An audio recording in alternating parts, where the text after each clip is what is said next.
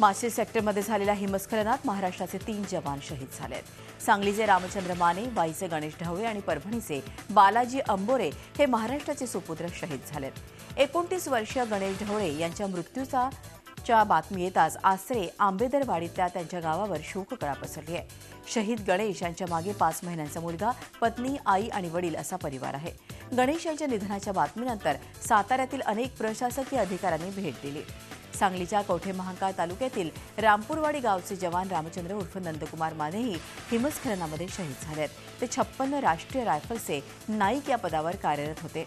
2001 साली ते सैन्यात भरती झाले होते. आज सकाळी त्यांचं पार्थिव त्यांच्या मूळ गावी रामपूरवाडी इथं आणण्यात येणार असून आज त्यांच्यावरती लष्करी इतमामात अंत्यसंस्कार करण्यात येतील.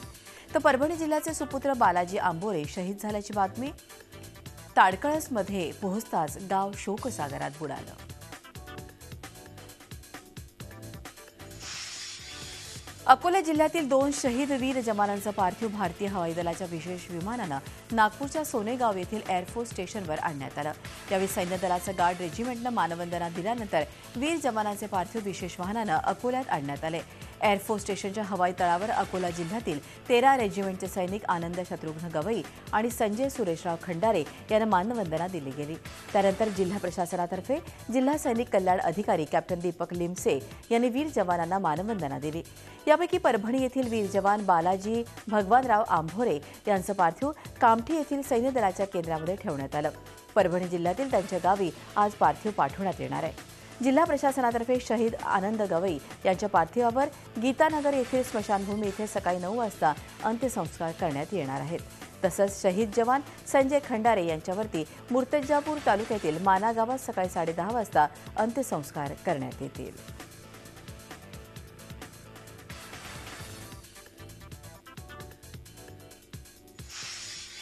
जम्मू काश्मीरमधील हिमस्खलनामध्ये सांगली जिल्ह्यातील जवान रामचंद्र माने शहीद झालेत. रामपूरवाडी इथं आज सकाळी शासकीय इतमामात अंत्यसंस्कार होणार आहेत. रामचंद्र उर्फ नंदकुमार माने यांच्या पश्चात आई, पत्नी, 2 मुलगे आणि 2 भाऊ असा परिवार आहे. ते 56 राष्ट्रीय रायफल्समध्ये नाईक या पदावर कार्यरत होते. 2001 साली ते सैन्यात भरती झाले होते. रामचंद्र माने यांचं प्राथमिक शिक्षण गावच्याच शाळेत तर माध्यमिक शिक्षण अग्रण धुळगाव येथील MK जाधव हायस्कूलमध्ये झालं. कवठे महांकाळ येथील पद्मभूषण वसंतदादा पाटील इथे महाविद्यालयीन शिक्षण घेत असतानाच ते लष्करामध्ये भरती झाले.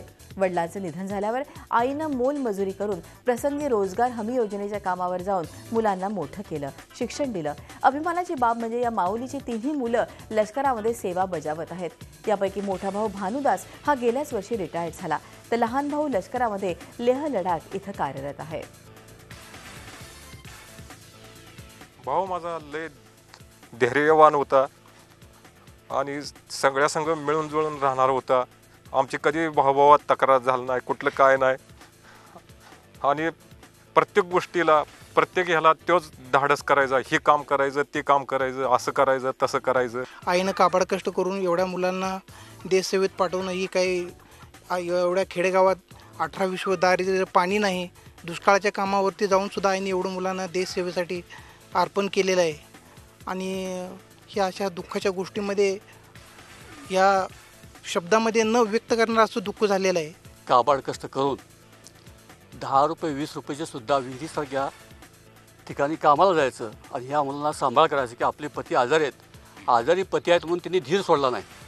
आपण स्वतः खंबीरपणाने या देशातली कशी माता असली पाहिजे ह्याचं एक फार मोठं उदाहरण आहे. उनके कुटुंब पर, उनके जो फैमिली पर जो हादसा हुआ है वो हादसे में पूरे हम गाँववासी, पूरे हम जो उनके रिलेटिव्स हैं, उनके पूरे जो दोस्त फ्रेंड्स हैं, वो सभी हम शामिल हैं. राज्य निवडणूक आयोगानं उमेदवारांच्या खर्चाची मर्यादा 5 लाखांहून वाढवून 10 लाख रुपयांपर्यंत केली आहे.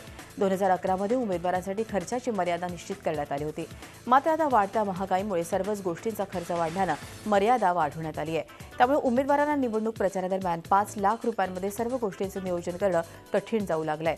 या सर्व बाबी लक्षात घेऊन निवडणूक खर्चात वाढ करण्याची मागणी सर्वच राजकीय पक्षांनी केली होती. त्यानुसार राज्य निवडणूक आयोगानं मंगळवारी परिपत्रक काढून निवडणूक खर्चामध्ये वाढ केल्याची घोषणा केली.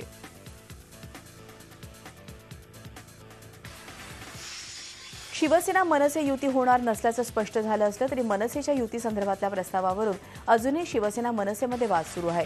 मनसेनं युतीचा कोणताही प्रस्ताव दिला नसल्याचा दावा शिवसेना खासदार संजय राऊत यांनी केलाय. मात्र राऊतांचा दावा मनसे नेते बाळा नांदगावकर यांनी खोडून काढलाय. मनसे अध्यक्ष राज ठाकरे यांनी उद्धव फोन उचलत नसल्यामुळे संजय राऊत यांना फोन केल्याचा प्रतिवादही नांदगावकरांनी केला आहे.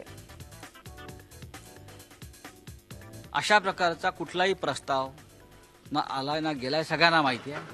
पण अफवाच्या पायावर ज्यांचं राजकारण चालतं, रुमर्स बेस पॉलिटिक्स, हे गोव्यात सुद्धा आम्ही बघतोय, देशभरात बघतोय. तेव्हा हे प्रश्न तुम्ही डोक्यात ठेवू नका आणि असे प्रश्न विचारू नका, त्यातून तुम्हाला काही मिळणार नाही. शिवसेना भारतीय जनता पक्षाची युती तुटण्याच्या अगोदर सन्माननीय राज ठाकरे साहेबांनी शिवसेनेचे नेते संजय राऊत यांना फोन केला होता युती तुटण्यापूर्वी.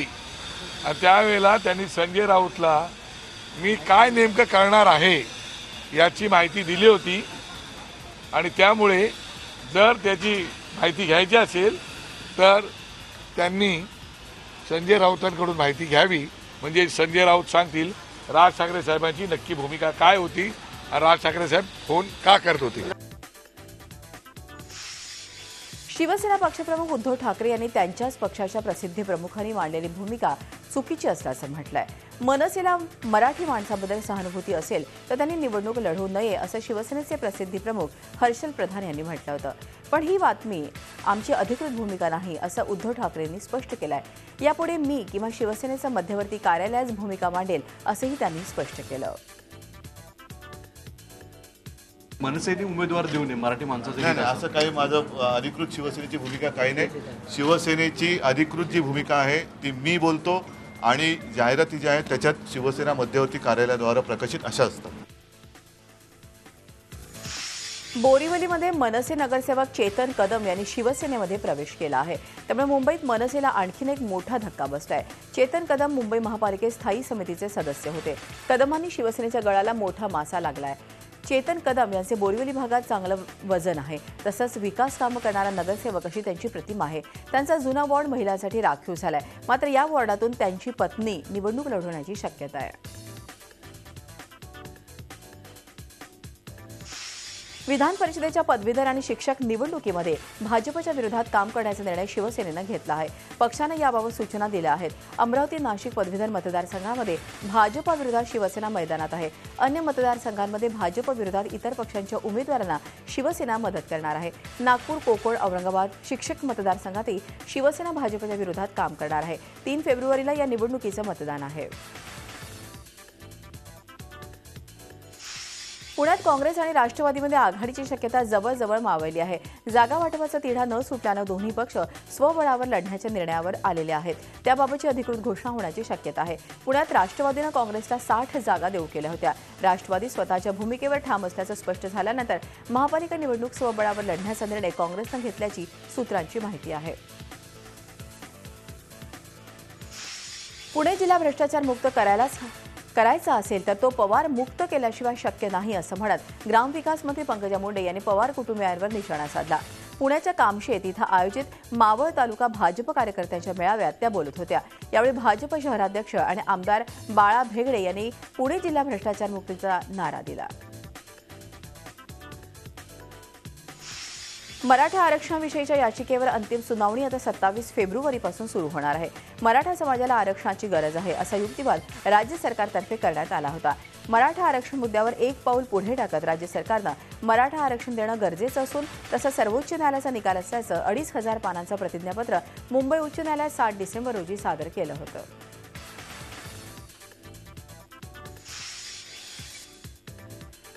स्वाध्याय परिवाराचे प्रणेते पांडुरंग शास्त्री आठवले यांच्या पत्नी निर्मलाताई आठवले यांचं सोमवारी संध्याकाळी 5 वाजण्याच्या सुमारास ठाण्यातल्या तत्वज्ञान विद्यापीठात त्यांच्या राहत्या घरी दुःखद निधन झालं. त्या 90 वर्षांच्या होत्या. निर्मलाताईंचं पार्थिव अंतिम दर्शनासाठी तत्वज्ञान विद्यापीठात ठेवण्यात येणार आहे. 1 फेब्रुवारीला म्हणजे आज त्यांच्या पार्थिवावर अंत्यसंस्कार करण्यात येतील.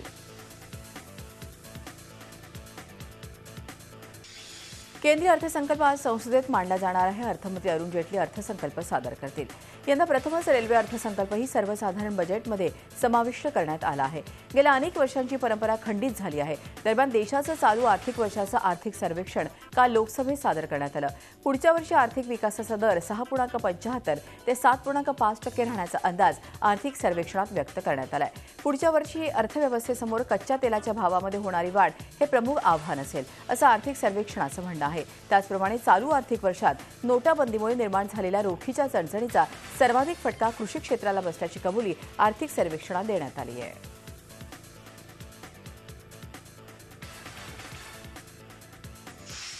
दिल्लीत मराठी विद्यार्थ्यांना लाठीचार्ज केल्याची शिवसेना पक्षप्रमुख उद्धव ठाकरेंनी दखल घेतली आहे. मराठी मुलांवर अन्याय होऊ देऊ नका असे आदेश शिवसेनेच्या खासदारांनी दिले आहेत. खासदार आनंदराव आडसूळ आणि खासदार चंद्रकांत खैरे रात्री पोलीस ठाण्यामध्ये हजर झाले. त्यांनी संसद मार्ग पोलिसांना जाब विचारला. या प्रकरणी शिवसेना खासदार आता रेल्वे मंत्री सुरेश प्रभूंची भेट घेणार आहेत. मराठी मुलांचे प्रश्न रेल्वे मंत्र्यांसमोर मांडणार आहेत. लाठीचार्ज करणाऱ्यांवर कारवाई करा अशी शिवसेना खासदारांची मागणी आहे.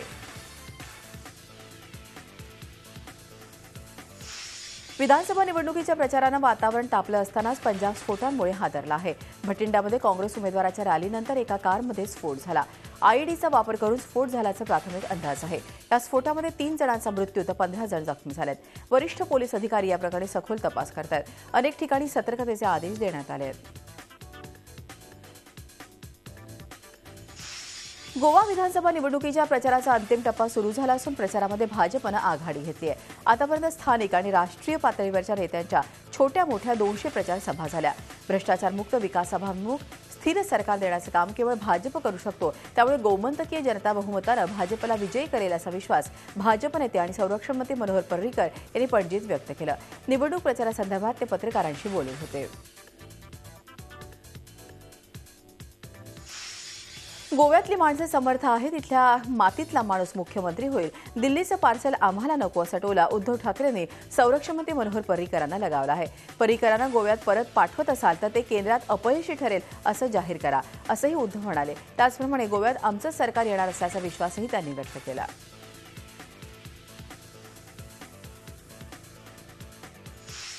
उत्तर प्रदेशात समाजवादी पार्टीमधला ज्वालामुखी अद्याप खदखदत असल्याचं स्पष्ट झालंय. मुख्यमंत्री अखिलेश यादवांचे काका शिवपाल यादव यांनी निवडणुकीनंतर बंड करण्याबाबत सूतोवाच केलं. गमतीचा भाग म्हणजे पक्षाकडून जसवंतनगर मतदारसंघातून उमेदवारी अर्ज दाखल करतानाच निकालानंतर समाजवादीतल्या बंडखोरांना गोळा करून आपण वेगळा पक्ष काढणार असल्याचं शिवपाल यादवांनी जाहीर केलं.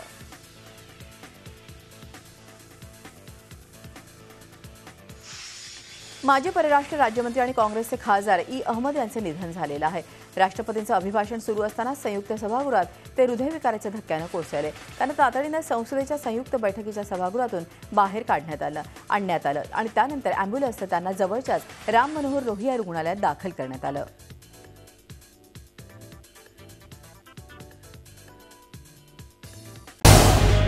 झी 24 तास रहा एक पाऊल पुढे.